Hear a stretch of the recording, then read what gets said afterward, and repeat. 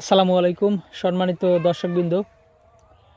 স্ক্রিনে যে ঘাসটি আপনাদেরকে দেখানো হচ্ছে এটি সেই আমেরিকান 5G বলা হয়, অর্থাৎ আমেরিকান গুয়াতিমালা ঘাস। তো দর্শক শ্রোতা, এই ঘাসটি মূলত আপনি আপনার খামারের গরু মহিষ কিংবা ছাগল ভেড়া যে কোনো গবাদি পশুর জন্যই চাষ করতে পারেন। তো দর্শক, এই ঘাসটি মূলত বাংলাদেশে নতুনই বলা যায়, বেশি দিন হয়নি এসেছে। বাংলাদেশে এসেছে প্রায় 2 থেকে 3 বছর হবে। তবে হাতে গোনা একজনের কাছেই ছিল 3 বছর হবে, একজনের কাছেই ছিল 3 বছর। তারপর আরেকজন এনেছেন আর 1 বছর পরে 2 বছর, আর আমরা মূলত লাগিয়েছি 1 বছর আগে।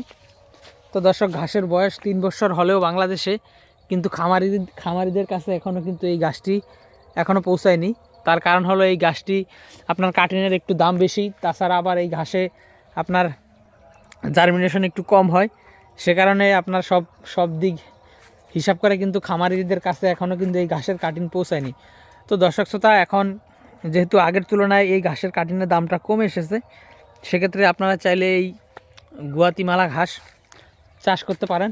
আমরা এগুলো দেখেন, এখান থেকে ঘাসগুলো কেটেছি, এই যে আবার কাটার পরে আবার দেখেন চারা বের হচ্ছে। এই যে এখানে একটা, এখানে একটা, এখানে একটা, এখানে একটা।